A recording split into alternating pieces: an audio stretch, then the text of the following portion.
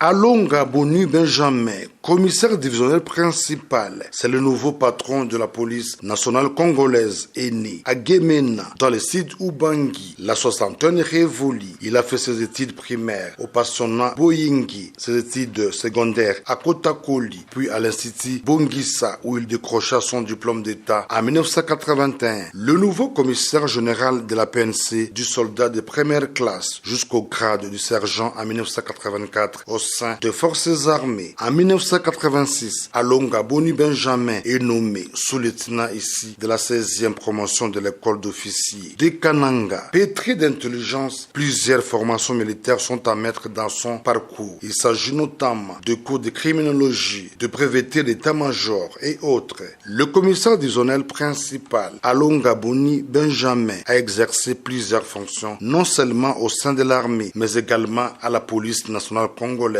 Il a été tour à tour commissaire général adjoint de la PNC en charge des opérations et renseignements de 2004 à 2013 avant de prendre la direction des écoles et formations. Au sein de la PNC, le nouveau patron de la police est licencié en droit public et assistant à l'université libre de Kinshasa. Alonga Boni Benjamin traîne derrière lui 39 ans de loyaux service sous le drapeau congolais sur tous les fronts. En mai 2021, avec l'avènement de l'état de siège instauré par le chef de l'État, Félix Antoine Tshisekedi Tshilombo, a été désigné vice-gouverneur policier de l'Ituri à côté de lieutenant général Luboyanka Johnny, gouverneur militaire. C'est ce dimanche que le commissaire divisionnaire principal, Alonga Boni Benjamin, devient le chef de la police de la 5e République dans un état de droit. Alonga Boni Benjamin, le nouveau commissaire général, reconnu pour sa fidélité, loyauté et honneur à la nation et aux institutions de la République. Désormais, la République doit compter sur ses hauts gradés pour la réforme et le professionnalisme de la PNC pour l'intérêt supérieur de la nation.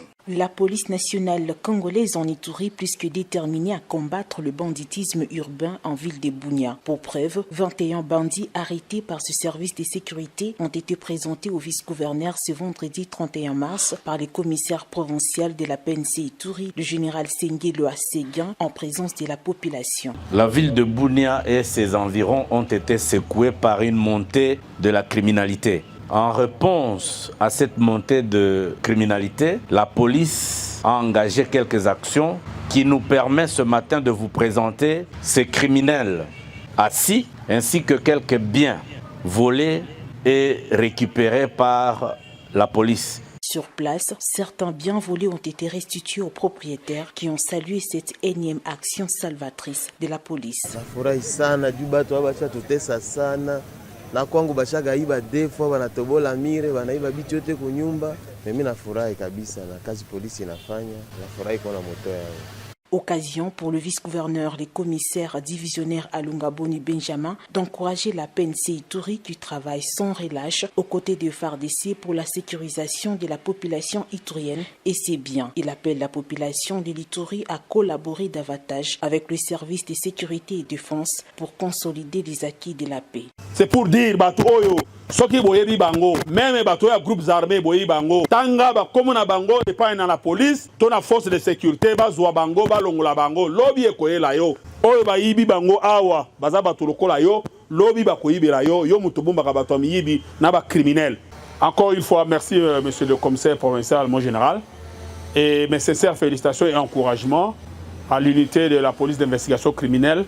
Notons que plusieurs biens récupérés du main de ces malfrats, dont 10 motos, plusieurs panneaux solaires et tant d'autres seront restitués à leurs propriétaires. Bunia, chef-lieu de la province de l'Ituri, une ville à plein élan du développement depuis l'instauration de l'état de siège. La population doit avoir une connaissance parfaite sur le code de la route. Ceci pour éviter de nombreux cas d'accidents dénombrés par la police de circulation routière dans cette ville cosmopolite. Conscient et engagé dans cette lutte, un jeune Iturien, Jonathan Djamba, ingénieur électromécanicien, met son savoir-faire en faveur de la communauté en installant un panneau lumineux de signalisation au rond-point pique-nique sur le boulevard de Libération. Je faisais l'ISTA Goma aux facultés d'électromécanique.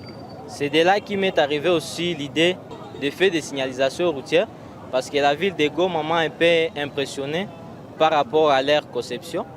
Et lorsque moi je m'étais senti un peu capable aussi de le faire, je dois revenir dans ma province natale pour venir les produire aussi ici à Bunia. Certains habitants de Bunia pensent qu'il faut étendre cela sur l'ensemble de la ville. Vous savez que c'est parmi les denrées rares qu'on a connues dans la ville de Bunia. Nous avons accueilli l'installation de ces panneaux favorablement, avec beaucoup de joie, avec beaucoup de considération. Pourquoi cela? Parce que l'érection de ces panneaux visera à rétablir la sécurité routière. Grâce à ces panneaux, ça va diminuer le nombre ou le taux de l'accident qui se passe dans notre ville de Bunia. Bunia est devenue une grande ville. Il y a beaucoup de véhicules, beaucoup de motos. Ces panneaux de signalisation, vraiment, ça montre que nous tendons vers le développement. Dans un premier temps, c'est quelque chose qui est bien. Mais c'est qu'on souhaite qu'il y en ait beaucoup parce qu'un seul, ça ne va pas. Il nous faut au moins dans tous les grands points qu'il y ait des points. Comme ça, on va régulariser au niveau de toute la circulation. Du côté de la police nationale congolaise, le respect des consignes inscrites dans les codes de la route doit être de mise. Et depuis qu'on a implanté ces panneaux de signalisation, nous avons senti effectivement qu'il y a une baisse sensible des cas d'accident sur l'artère principale qui est le boulevard de libération de la ville de Bunia. C'est ainsi que je demande à tous les usagers de la route de respecter ça, de respecter les panneaux de signalisation. Quand vous voyez la lumière rouge, c'est-à-dire là, il faut stopper. Quand c'est la lumière verte, là, on vous donne accès au passage.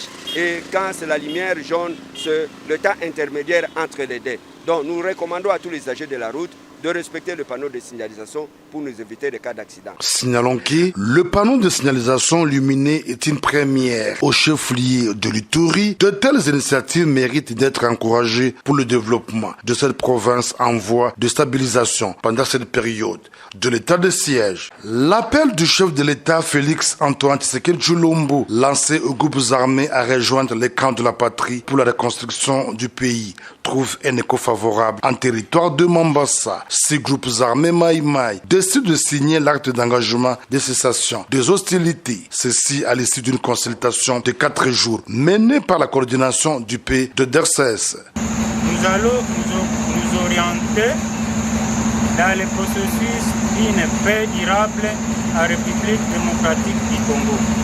Donner notre contribution à l'œuvre de construction de la paix, de la cohésion sociale, de la restauration de l'autorité de l'État et de la relance économique et du développement dans nos entités et dans nos communautés à travers le PDDRCS.